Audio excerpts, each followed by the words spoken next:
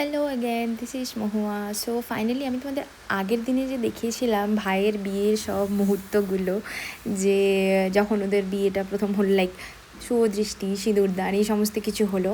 এইটা হচ্ছে এবার তার পরের দিনের ভিডিও, লাইক গৃহপ্রবেশ, যখন শুভ্রা মানে আমার ভাইয়ের বউ, আমাদের নতুন মেম্বার, আমাদের নতুন বউ, সে বাড়িতে যখন আসে, তো প্রথমেই যেটা হয় আমাদের বধূবরণ হয়। আই থিঙ্ক সবার বাড়িতেই আমার মনে হয় একই রকম রিচুয়াল আছে। তো তোমরা বুঝতেই পারছো, মাসিমণি একদম লাল পেড়ে সাদা শাড়ি পরে একদম গিন্নিমার মতো হয়ে তো বরণ করছে। এই রিচুয়ালগুলো লাইক আমরা করছিলাম। তো ওদের দুজনকে দেখা, আমি জানি গরমের মধ্যে বেচারারা খুব টায়ার্ড ছিল, তার মধ্যে এই সমস্ত কিছুগুলো করা, বাট আমরাও তো কম যাই না। তো ওখানে তো যে সমস্ত যে মিনিমাম যে রিচুয়ালগুলো করতে হয় সেটা তো হয়ই, তারপরও আমাদের এই গল্প আড্ডা ঝগড়া খুনসুটি এসব তো লেগেই থাকে। তো এই গরমের মধ্যেই বেচারাদের ওদের আই থিঙ্ক ওদের বাড়ি ঢুকতে ঢুকতে টাইম হয়ে গেছিলো ওই দুপুরবেলা, ওই 11টা সাড়ে 11টা এরকম হবে, এইরকম নাগাদ ওরা ঢুকেছিল। আর এরপরে ওরা বুঝতে পারছে যে ও খুব খুশি আছে এখন, ওরা নতুন বিয়ে হলে নতুন বিগিনিং যেমন হয় আর কি। অ্যান্ড এই যে রিচুয়ালগুলো আছে, এই রিচুয়ালগুলো এই জন্যই মানে এই বাঙালি বিয়ে আমার এত পছন্দ। আমি শিওর অন্যদের সবারই আলাদা আলাদা ধরনের অনেক রিচুয়াল থাকে, বাট এই বাঙালি বিয়ে আমার ভীষণ পছন্দ। মানে আমি এই সমস্ত জিনিসগুলো খুব ভালো লাগে আমার। তোমরা জানিও যে তোমাদের কীরকম ভাবে হয়। সবারই তাদের কালচারাল কিছু কিছু সিগনিফিকেন্স সবারই থাকে। তো এইভাবে হচ্ছে আমাদের প্রথমবার বউকে বরণ করা হয়, তার মানে আরতি করে যেভাবে হয়। এটা তো ইনিশিয়ালি প্রথমে হলো।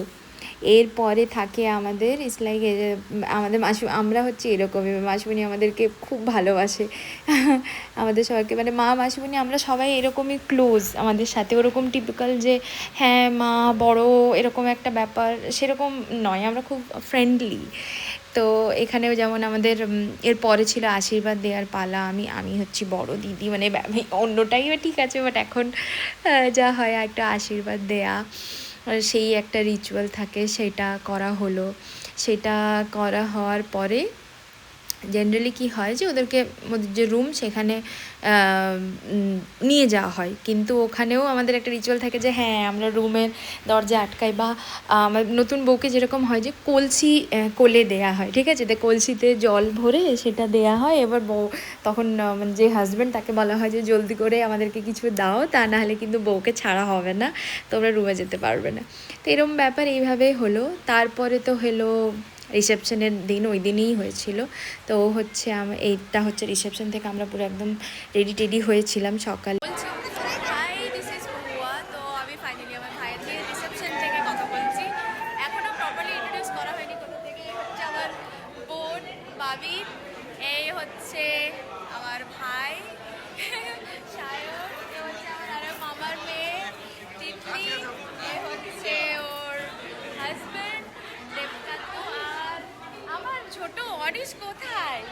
অনিশ এই যে আমাদের বড় মেম্বার অনিশ। তো আমরা এখন আচ্ছা ভাই আর ওর ওয়াইফ তো ভেতরে বসে আছে, আমরা একটু ওখানে গিয়েও হয়তো ফটো টটো তুলবো। তার আগে আমরা ভালো যখন সেজে গুজেছি তো সেটাও একটুখানি দেখায়, তো সেই জন্যই আমার সাথে সাথে দেখা। তো অ্যাকচুয়ালি সেদিনে আর সত্যি বলতে কি ভিডিও করা হয়নি। যা হয় এই ফটো টোটো নিতে আমরা এতই বিজি ছিলাম যে ভিডিও করা হয়নি। তো সেই কারণে ভাবলাম একটু রিসেপশনের টাইম থেকে তোমাদের সাথে ফটোই একটু শেয়ার করি। তো এই আমরা সব পুরো ফ্যামিলি সবাই রেডি টেডি হয়ে একদম ভাইয়ের বউয়ের সাথে দাঁড়িয়ে অনেক ফটো তুলেছি, এগুলো তার কিছু কিছু জিনিস। তো এইভাবে রিসেপশনের রাতটা তো শেষ হয়। এরপরে আমরা যাচ্ছি তার পরের দিনে, মানে জেনারেলি যেটা বউ ভাত হয়।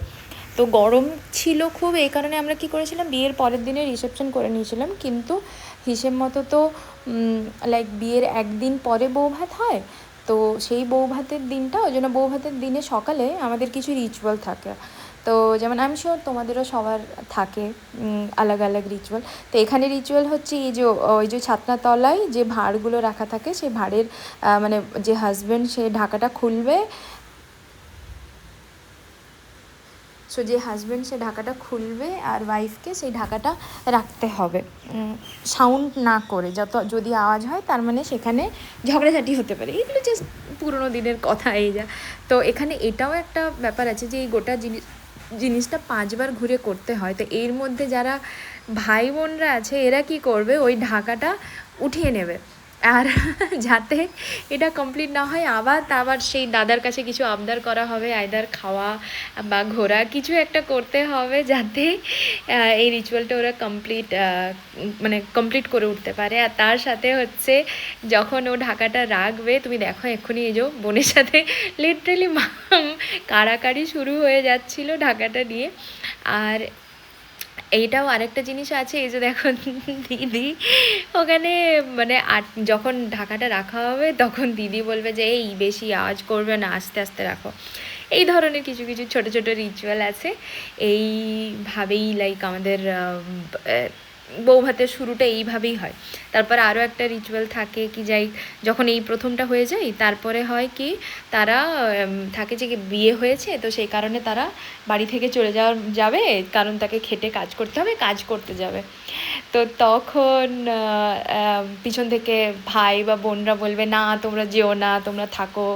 তো এই ধরনের একটা এই ধরনের একটু ফান মোমেন্ট, এই সমস্ত কিছুই হয়। এগুলোই তো মেমোরি, এগুলোই তো মনে থাকে, এগুলোই যেমন সারা জীবন মনে থাকে। এই জিনিসগুলোই আমরা সারা লাইফ আমরা ক্যাপচার করবো, আর সবার সাথে একসাথে এই সমস্ত জিনিসগুলো শেয়ার করা। এই যে আমরা বলেছিলাম এখানে যে ডান্স করাও বউয়ের সাথে, না হলে কিন্তু আমরা রিচুয়াল কমপ্লিট করতে দেবো না। তো সেই এরকম একটু জায়গা। তারপরে যেমন যে শাশুড়ি মায়ের কোলে বসে ওখানে যে নতুন বৌমা তাকে নামগুলো শেখানো হয়, পরিচয় করানো হয় সমস্ত ফ্যামিলি মেম্বারদের কাছে। তো সে কার নাম নেওয়া যাবে, যারা বড় তাদের নামে বলা যাবে না, এই ধরনের একটু ছোটোখাটো রিচুয়াল এই ধরনেরই হলো। তো এইভাবেই আমার যে বিয়ে আছে ভাইয়ের, ফাইনালি সেই বিয়েটা তো শেষ হলো। আর এরকম করেই আমরা পুরো জিনিসটা খুব এনজয় করেছি। আমি সত্যিই এতদিন পরে এসে সবার সাথে দেখা হয়ে আমার খুব ভালো লেগেছে। And I am so glad যে আমি তোমাদের সাথে এটা শেয়ারও করতে পারছি। আই এম শিওর সবার কাছেই কোনো নিজের কাজিনের বিয়ে বা ভাইয়ের বিয়ে বা বাড়ির বিয়ে খুব মেমোরেবল হয়, আমার কাছেও তাই হয়েছে। তো চলো এখনও পর্যন্ত